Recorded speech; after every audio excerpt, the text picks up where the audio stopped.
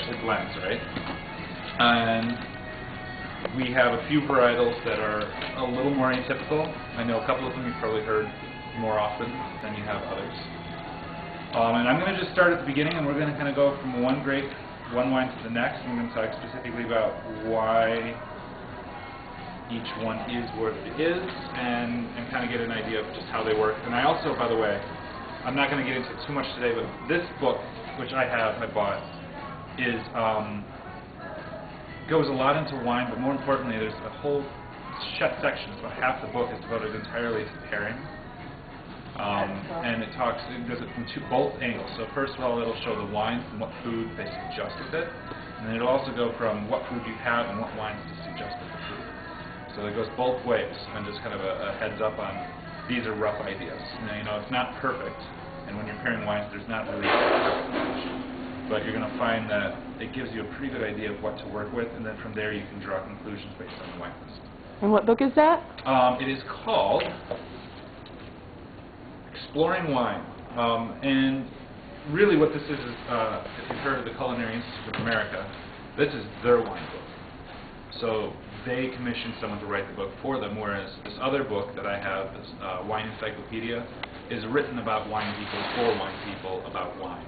And food plays a very minimal role in it. This is a book written by wine people for food people about food and wine. And so it offers a different trend towards it. And there's actually some really nice notes about tasting. So why didn't you tell me that before I ordered this one? Still a really I'm book. kidding. I mean, it's still a really important book to have.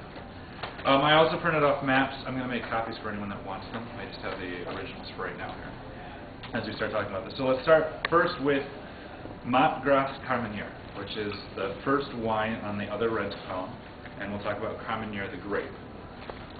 So Carmenere, which, if you've worked here, you know we've talked a bit about Carmenere in general during a lot of our labs. Carmenere is basically, it's a long-lost Bordeaux blending grape.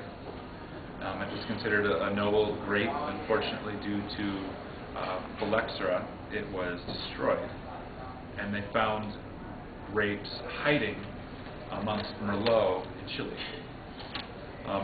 Nowadays, it's been considered its own distinct varietal. That once again they've been able to prove that it is not the same as Merlot. However, it is very similar, hence the fact that it was growing among Merlot for the longest time. People just really didn't know that it was that different. So you have a very similar character and palate to what Merlot is.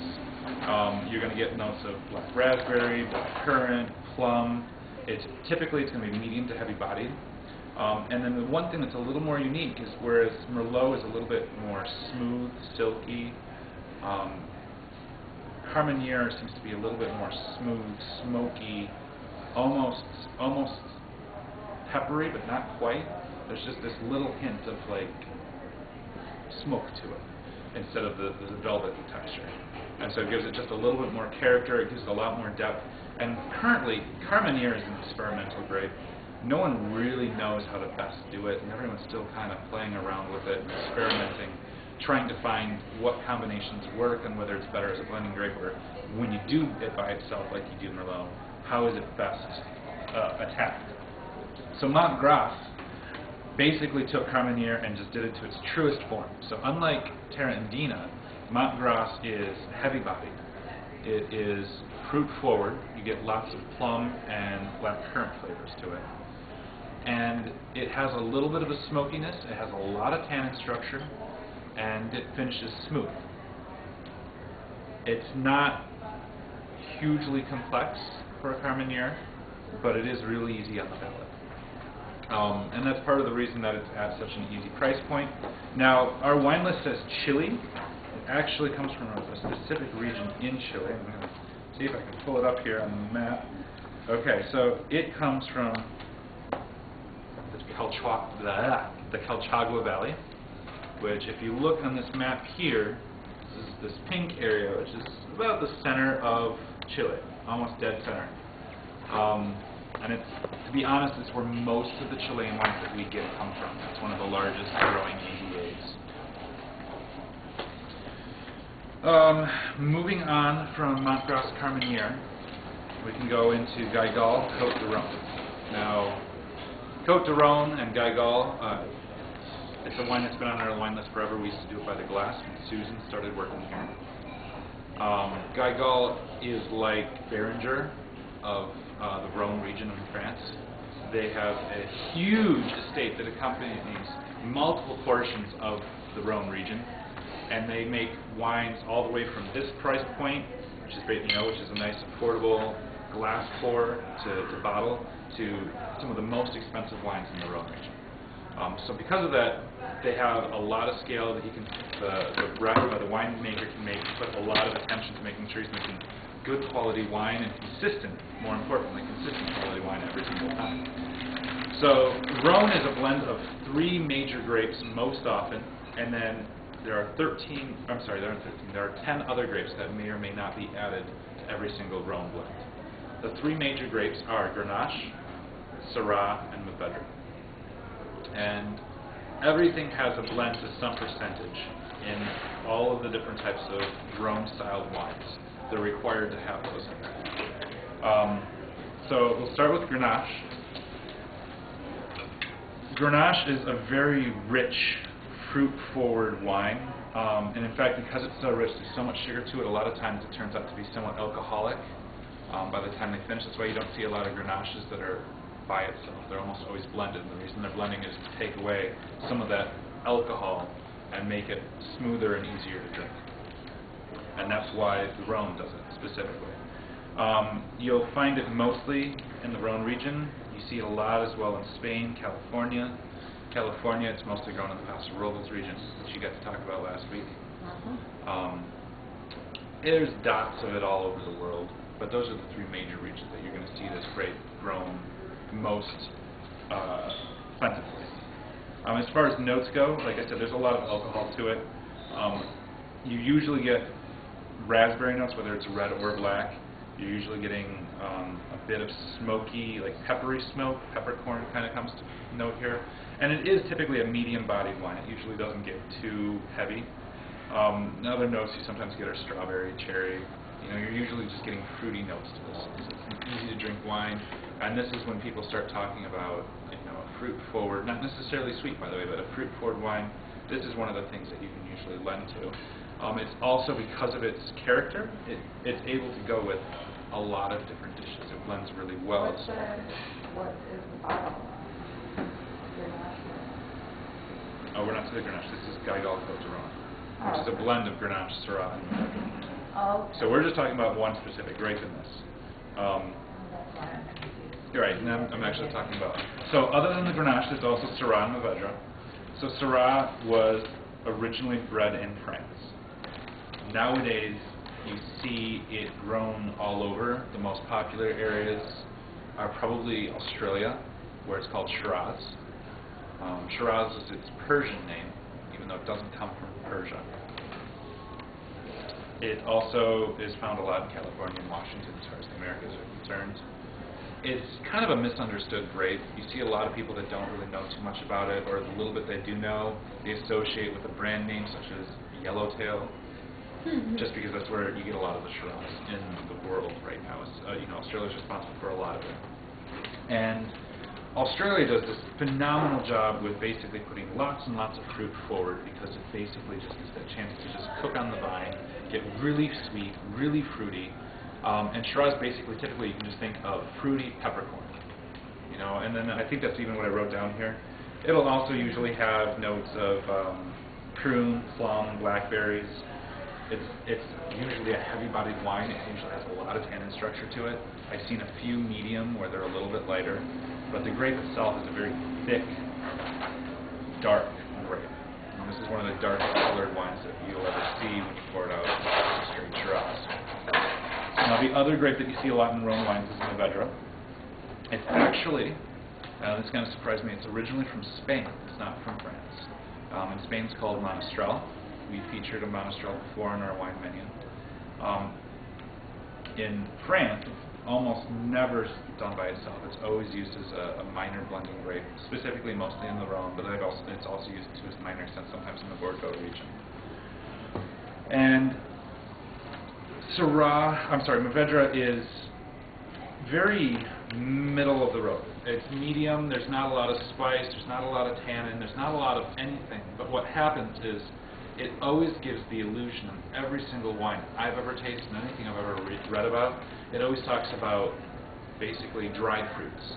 Raisins, plums, figs are always the descriptors when you start talking about Mourvèdre. So as a result, it'll give a little bit more of a balanced character, as well as kind of a dried sweet flavor to a lot of Rome-style wines.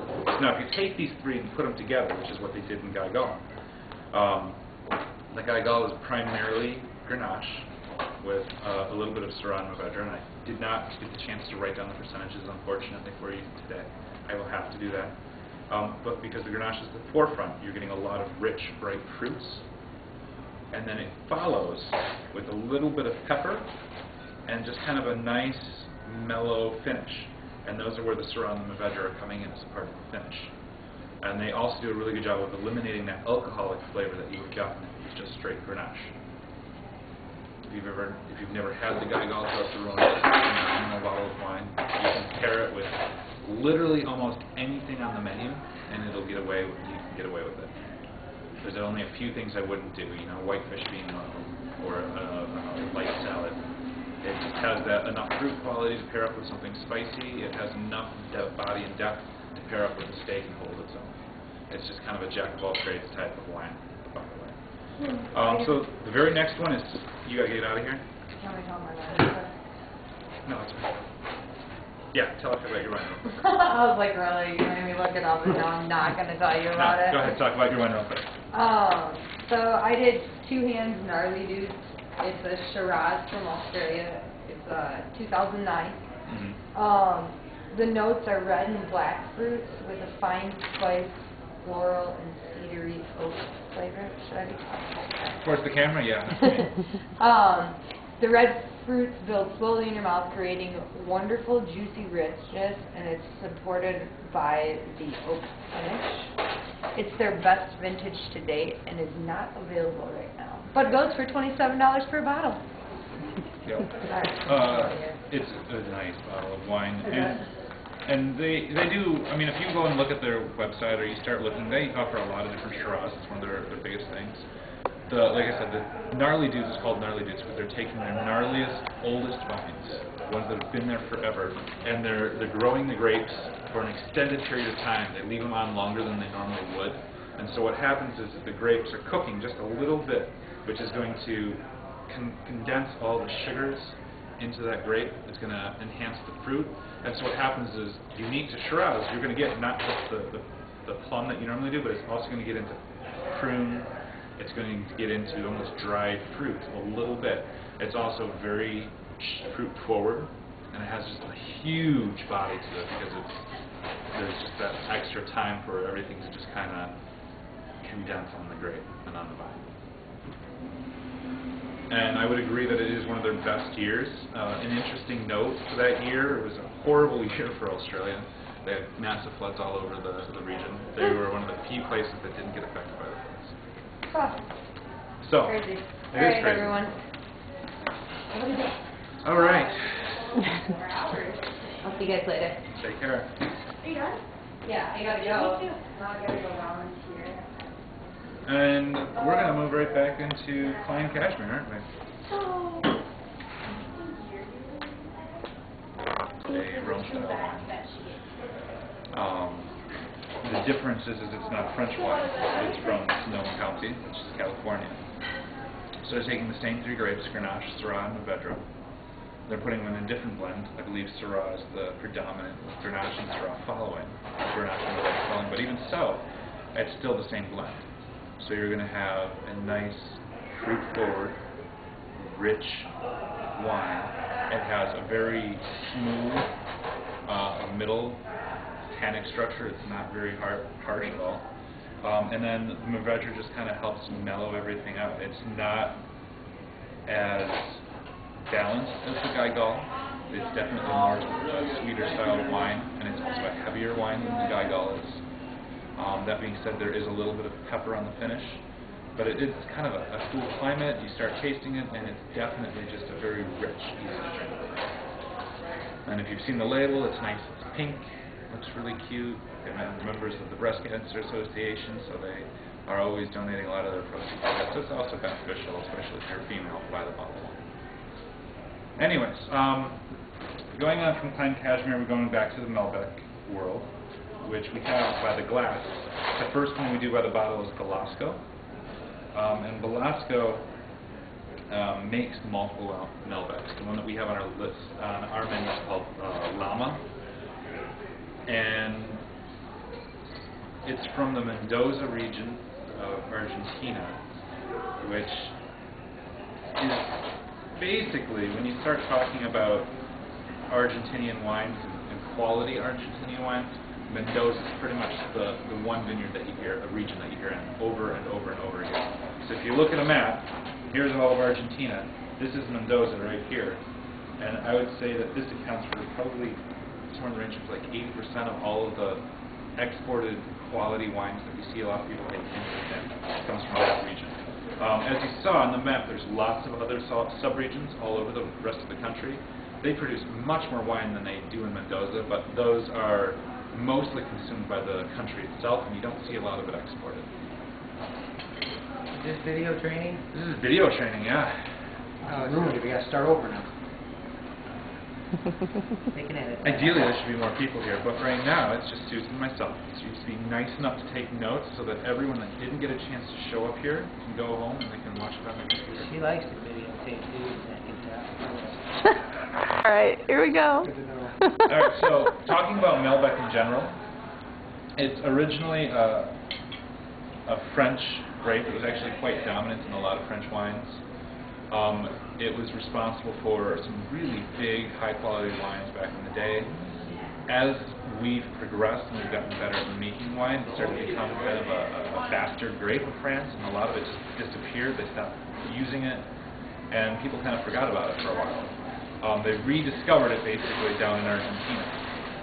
And Argentina's made some phenomenal Malbecs. It's actually kind of their showcase, their biggest wine, which I believe we talked about in the past. As far as notes go, it's a medium-bodied wine, and smoky fruit or grilled fruit is kind of the idea most often behind it. So think of like our mesquite grill, and you were to go and put some apples, or you're going and you're going to go and put some raspberries or blackberries and smoke it on the grill just slightly as they're grilling. That's kind of the flavor you get most often when you start thinking about a Malbec.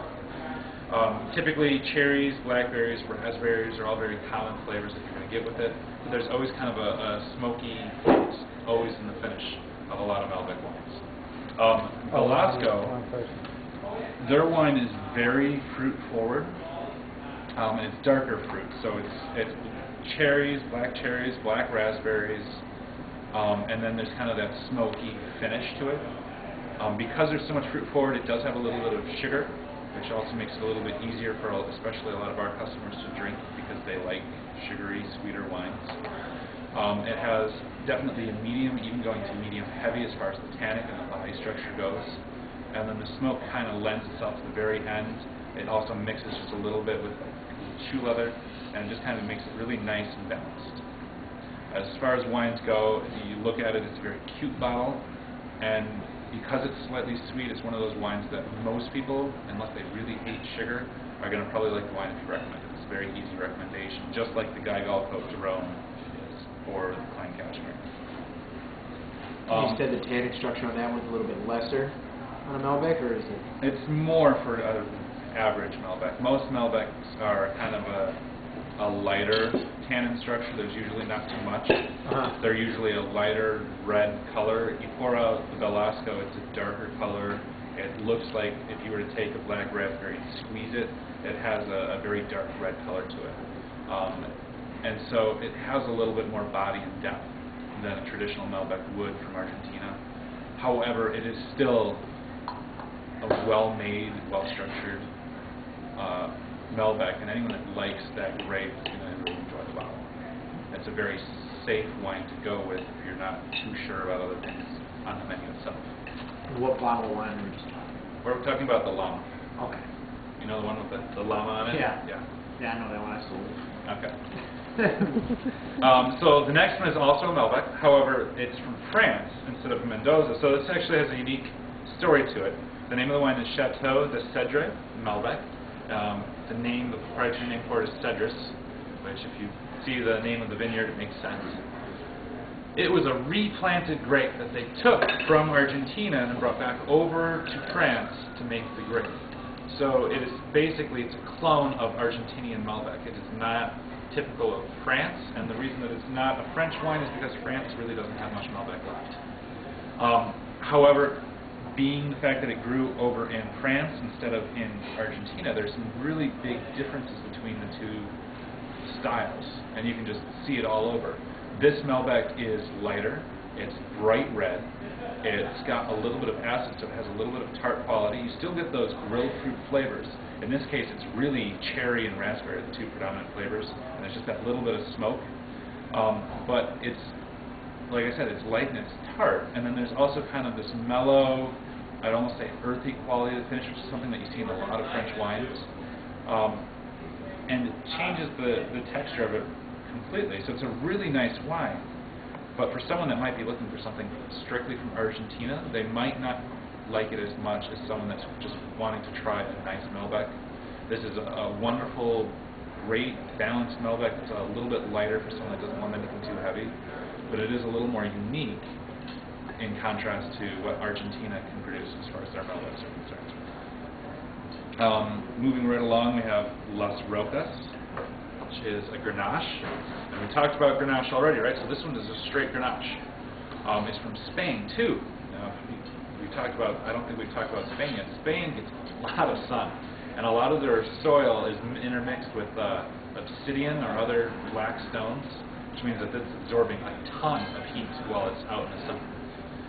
What happens is that the Grenache grapes get a lot of time to just kind of cook on the vine throughout the entire year, and so when they're harvested, there's usually a lot more sugar than what you get over in France. It's not nearly as cool of a climate, and there's a lot more fruit as a result of that.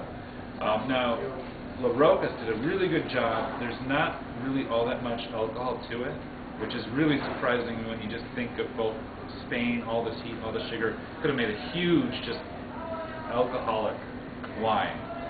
They did a really good job of blending it out. Smoke and spice are huge predominant flavors on this stuff. You're not getting nearly as much fruit. You're getting a little bit of even leather as well as a finished thing. The fruit that you are getting is definitely darker. It's plum, it's black raspberry, and just little hints of black cherry. But for the most part, it's a very balanced wine where the oak aging is kind of one of the more predominant flavors that you can kind of get throughout it. I think that's partially because they're working on trying to make sure that there wasn't too much alcohol, and this is a nice alternate to make sure that it was processed properly. From Grenache, the next one on the wine list is Fen Valley Meritage. Meritage is a proprietary word coined in America, which is basically a Bordeaux-style blend whenever you see the word Meritage.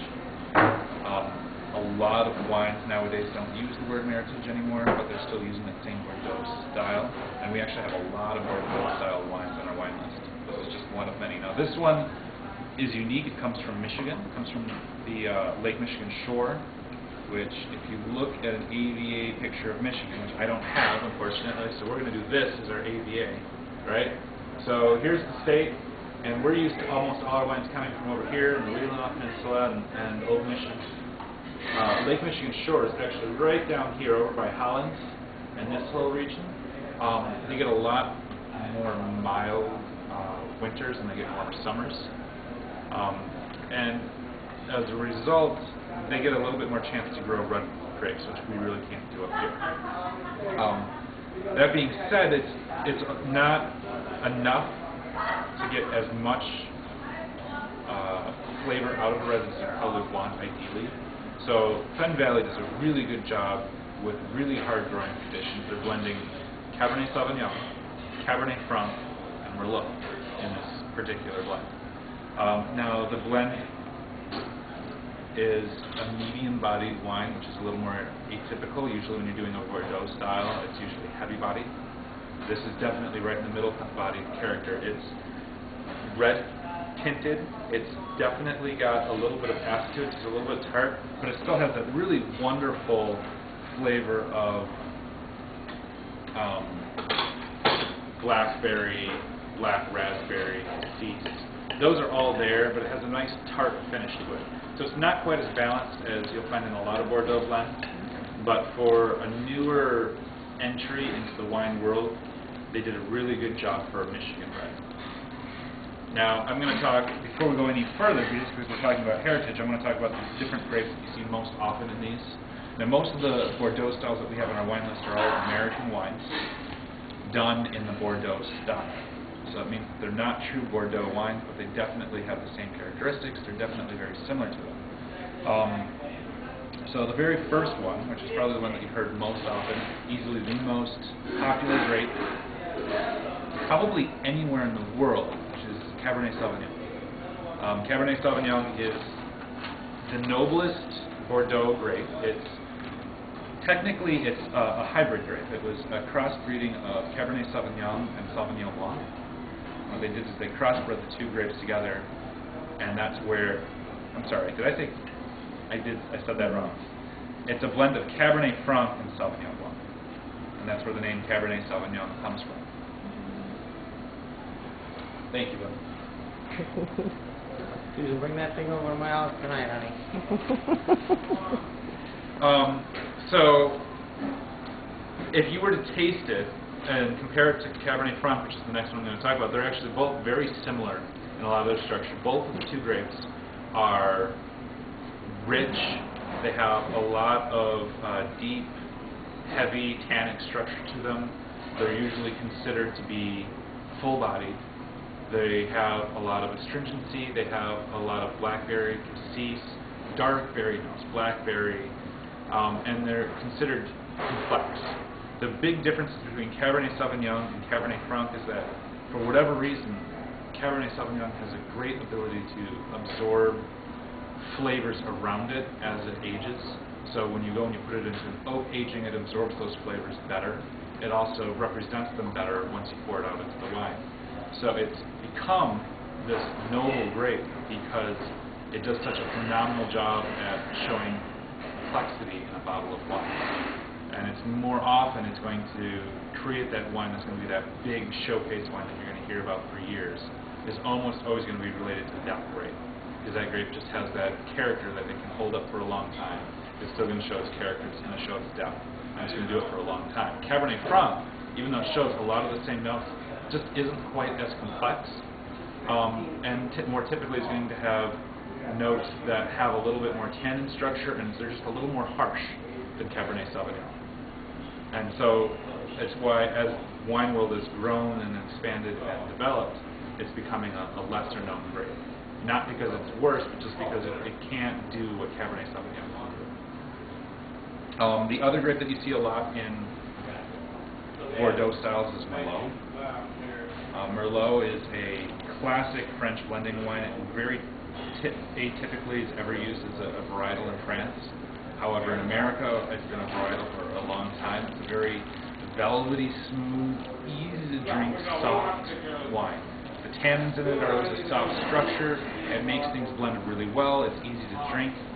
Unfortunately, it's been ridiculed very heavily in the past 10 years or so. We can thank a couple of movies specifically for it. Yeah.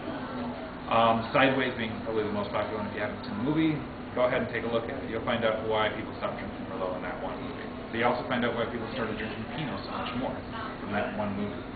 You know, and talk about a power of suggestion. That movie sums it up pretty well. Merlot, to be honest, is a phenomenal wine. And when you start listening, you start tasting it, it's a grape that's true to its form. It's a grape that can represent everything. And in France, they use the word noble all the time to say they're noble grape for the Bordeaux region. It's their showcase grape, basically. You know, and you start talking about some of the other noble grapes. Chardonnay is a noble grape.